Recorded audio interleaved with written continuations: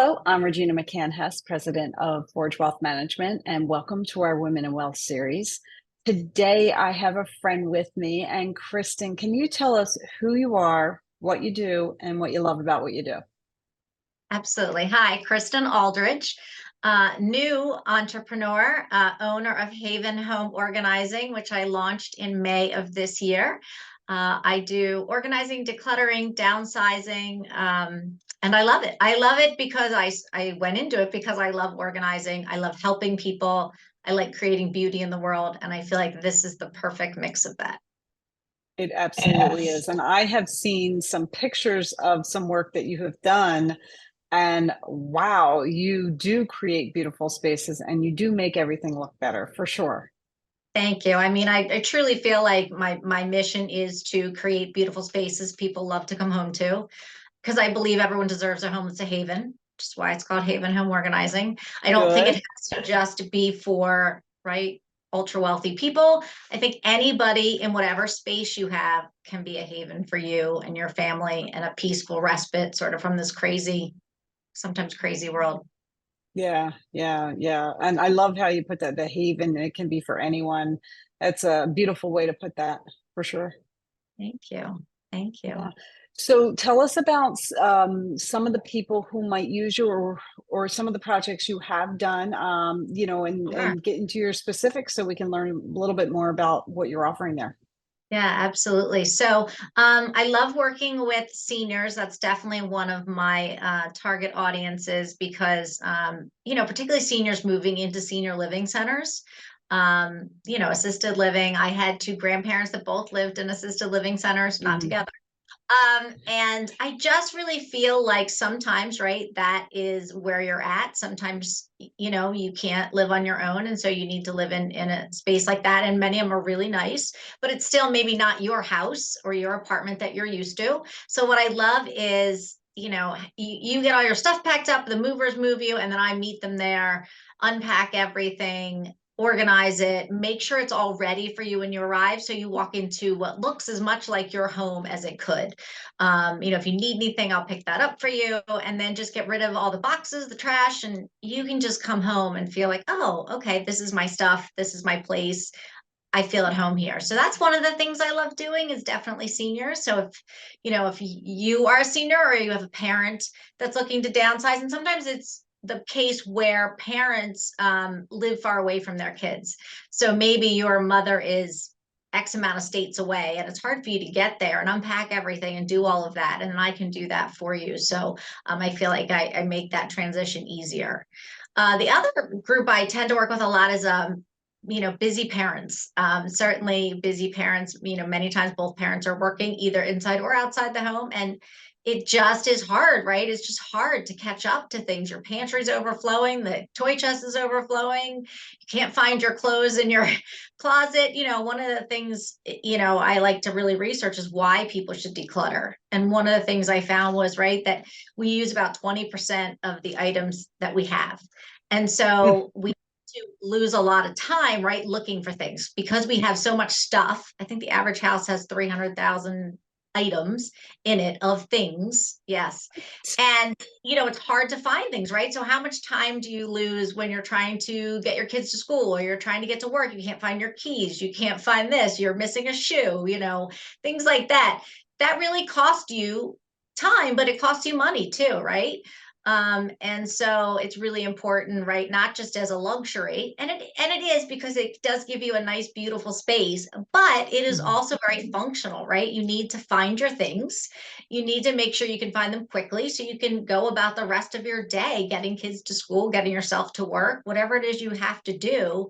And so I like that too. Again, I just want to help people be, as spend as much time with their family and their friends and doing recreational activities that they want to. So I always say, I create more time and less chaos, which is really what most people want, right? More time, less chaos. Mhm. And Yeah, so absolutely. that's what I love. But I also do some really interesting projects. I just organized someone's RV.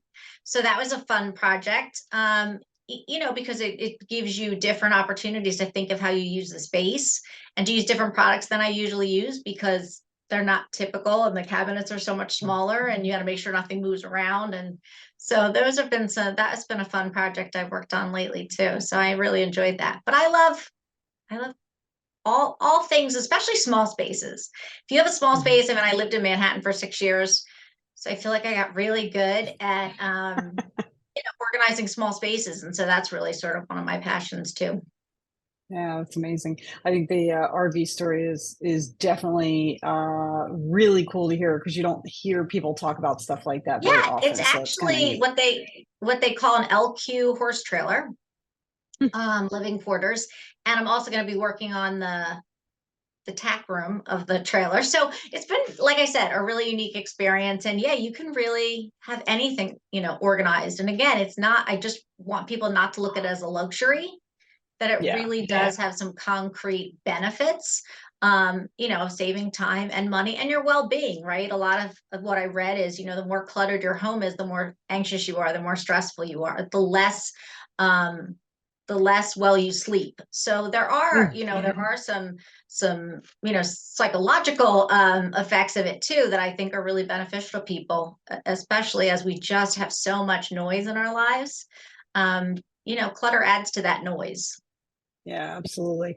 And I can add a lot of comments to the primary home clutter, but before I go down that rabbit hole, I want to go back to working with seniors and what you're doing to help them downsize to, a retirement community, whether or not it's an independent or assistant. Yeah. I can imagine that you help really decrease the stress for people because while they are overwhelmed, they are stressed because this is a huge life transition, and some of them are looking forward to the downsizing and others may go kicking and screaming, but they're going from an entire home to, maybe a couple hundred square feet, and they have to be able to squeeze it all in. And there can be a lot of emotions going on when people are going through that, whether or not it's the emotions of losing the home, not losing it, but like losing that Sure. identity of a home, but also what this signifies going forward.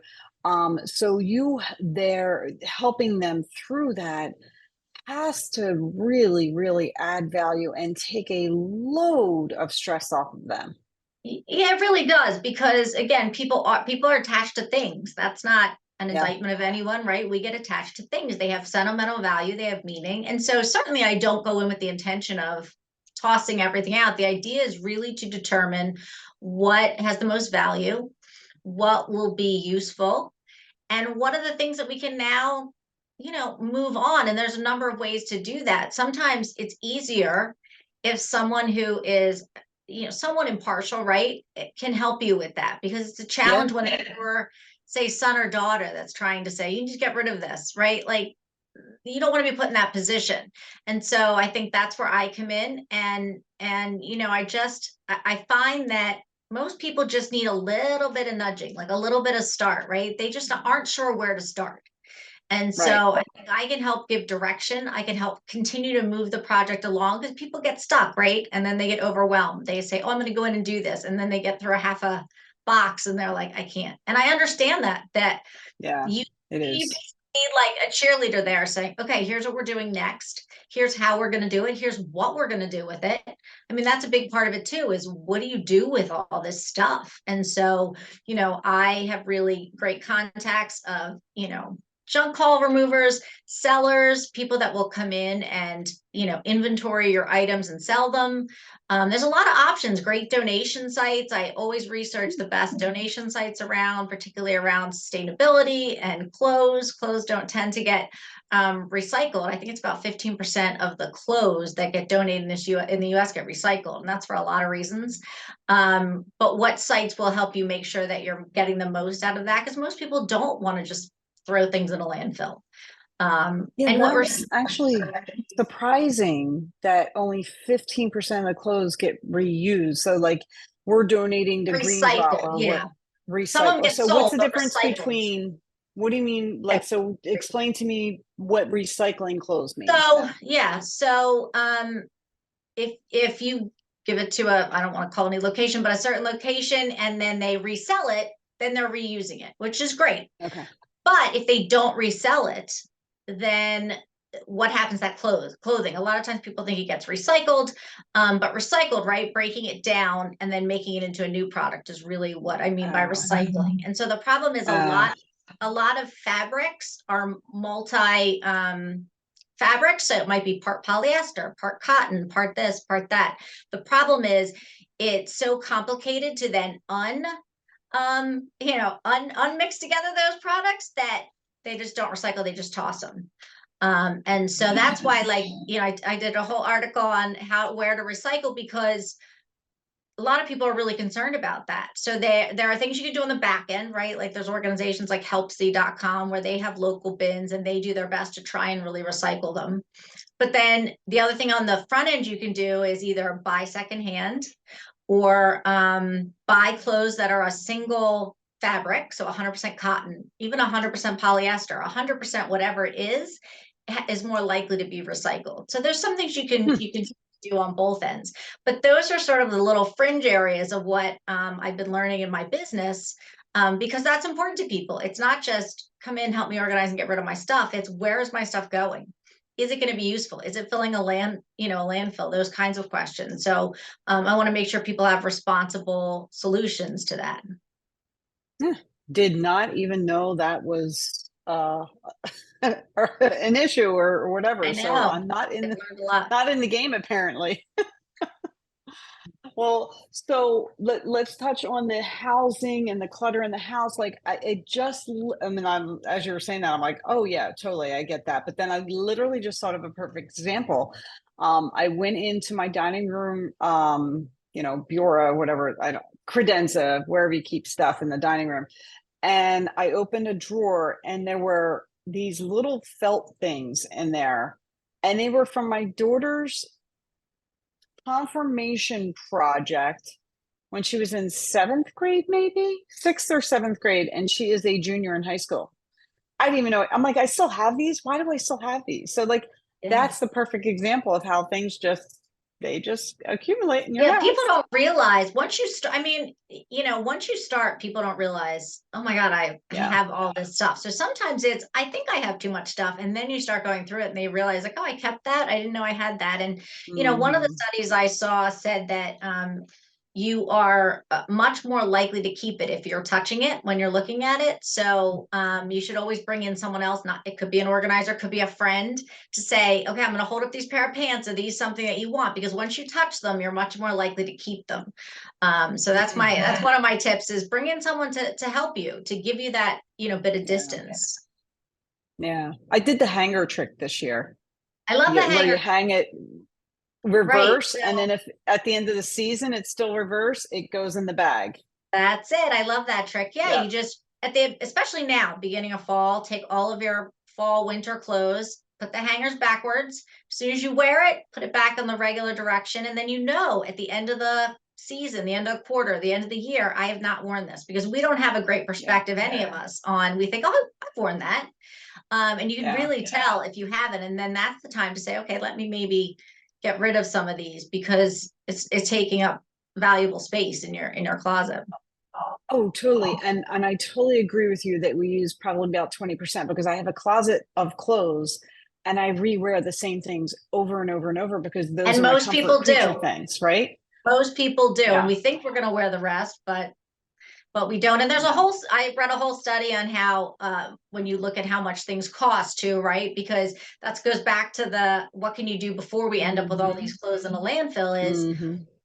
someone did this whole research study. I can't recall his name, but he tracked every item of clothes that he wore and that he bought, how many times he wore them. So he paid X amount of money. He wore it Oh, 500 times, and tracks every item he wears every day he wears it. And really realized over the course of time, and in most cases, not necessarily all cases, but in most cases, the clothes that he spent a decent amount of money on, so they would be good staples and that he would get a lot of wear out of, that those were really end up being more cost effective than buying something that's really cheap, maybe you wore it a couple times and then you tossed it. It really didn't work out the yeah. same. So Hmm. yeah, clothing is a big issue. People just buy a lot, and because today is very different than historically, right? Where it was handmade and everything was, you would wear it for a long time. Now, because it's very disposable, people treat it like Yeah. disposable.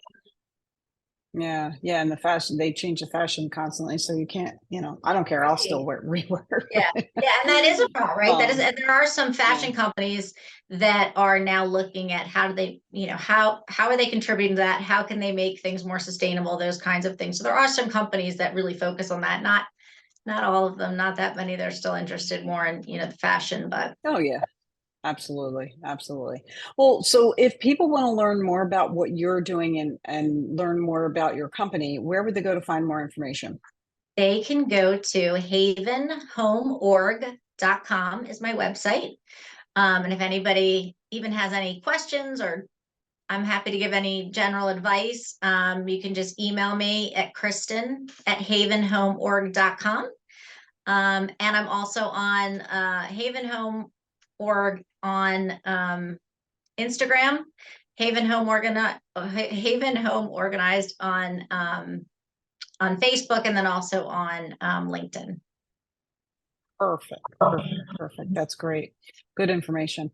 So I know you've been, you're starting your new business, and you've been in the, worldwide profession of, for many, many years now.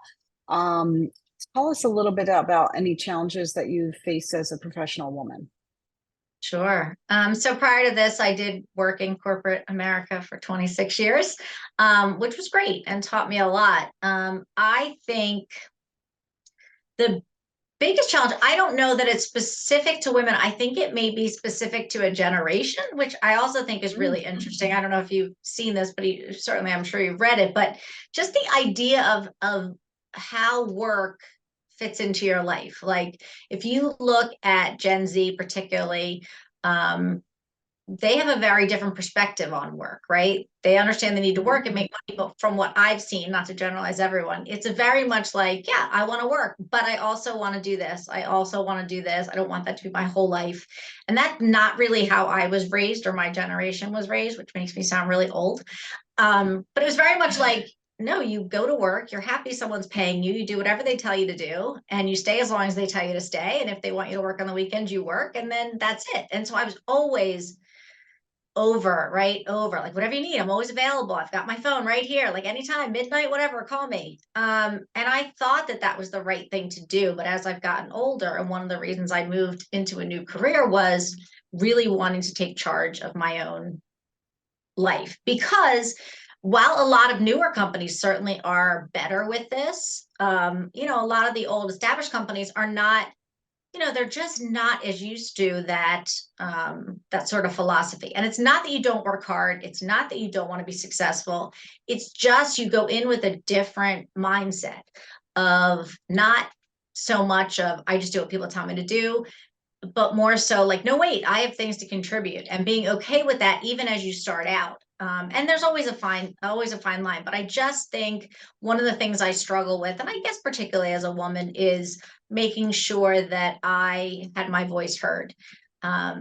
Because sometimes, and I've heard this a lot from women, like you're just happy to have a seat at the table. So you don't want to like make any waves and, potentially lose that spot. And I think that that was hard, even though I tried to, I definitely think I spoke up for myself. I do think there are many times I didn't really bring my whole self to work because I didn't think that that's what was wanted in a corporate world. And like I said, I do see that changing, and I think that that's awesome.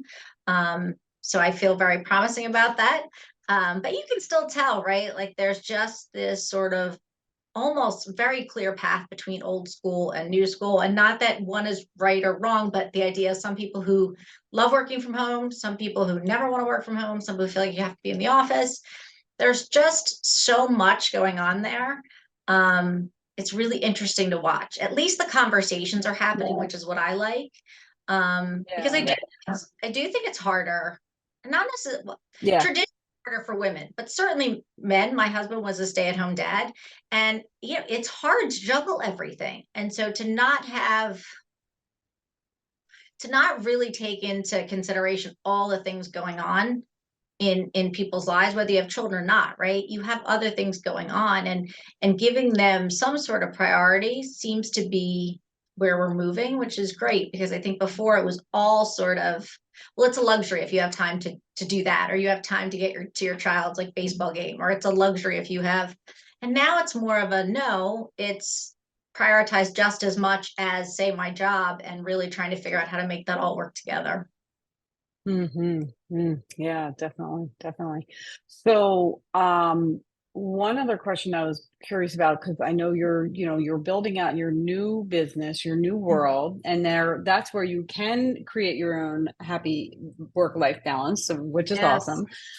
But also as a business owner, I can tell you there's not a lot of balance all the No. time, as Mhm. much as we'd like there to be, especially in the first couple of years. But you're going to do amazing things, and I can't wait to watch you do them.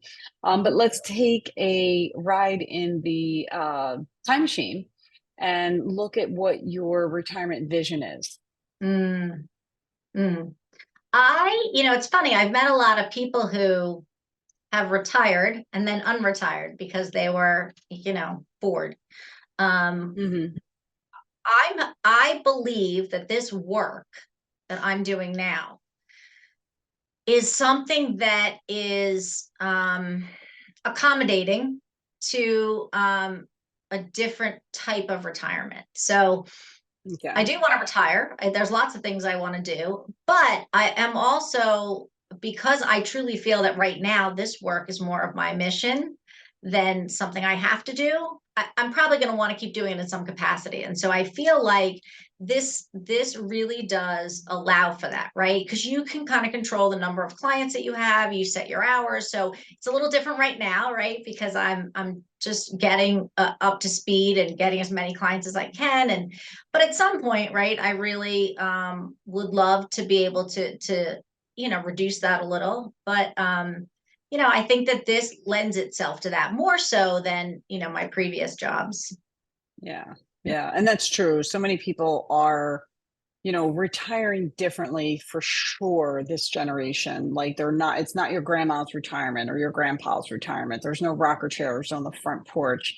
It's people creating new careers and, doing things they wanted to do, or really diving headfirst into volunteering Right. or a new career like what you're doing right now. I know a lot of people who retire, they decide, what they want to do before they retire, and they start a whole new career. Now, granted, maybe not as, like you said, not like a traditional 40 to 60-hour work week, but it's something driven by Right. passion versus Right. something they've done because that's what they had to do. That was what their career was. Right. I think So that yeah, we're seeing that all the time. there's opportunities too for this to grow. There's so many things that I want to learn and take into this. So right now, right, I do organizing, basically any kind of organizing, but there are very niche Hmm. areas of organizing, and there are different things. There are also productivity organizers. There are Oh, very specific areas that I'd love to learn more about and move into. cool. I'm also very Yeah. into mindfulness, and so I'm thinking about getting a certification in mindfulness, and I think that that really ties into organizing. So I think that there's a lot of tie-ins here of other things that also interest me that can be extensions of this. So I don't it has to be pigeonholed into this is all I do. I really do see this as kind of morphing out into other avenues, and I'm curious to see how it changes, over time, but I don't feel like it's as written in stone as maybe my previous position. So, and I like Yeah. because I do think over time we change, and our interests change and what we want to do changes. And I still think the mission of wanting to help people and bring more beauty in the world stays the same, but you can really show that in a number of ways. Yeah. Oh, that's beautiful. I love it. I love it. Well, I am so grateful you came on our series, and I'm Thank so you. excited for your new field and expertise, and I can't wait to watch you grow it. Well, you've been so supportive. I so appreciate it. And thank you so much for having me. Again, I'm Regina McCann Hess at Forge Wealth Management, and my website is forgewealth.com. I am on Facebook and YouTube at Forge Wealth, Instagram at Forge Wealth Management, and of course, LinkedIn, Regina McCann Hess. I would say our action item today is to go look at your space and see, how much clutter you do have. Would it help you if you decluttered? And then maybe go check out her website and see if there's a possibility for some help there. Yeah, All that'd right. be Have great. a great day, guys. Yeah. Have fun. Bye bye.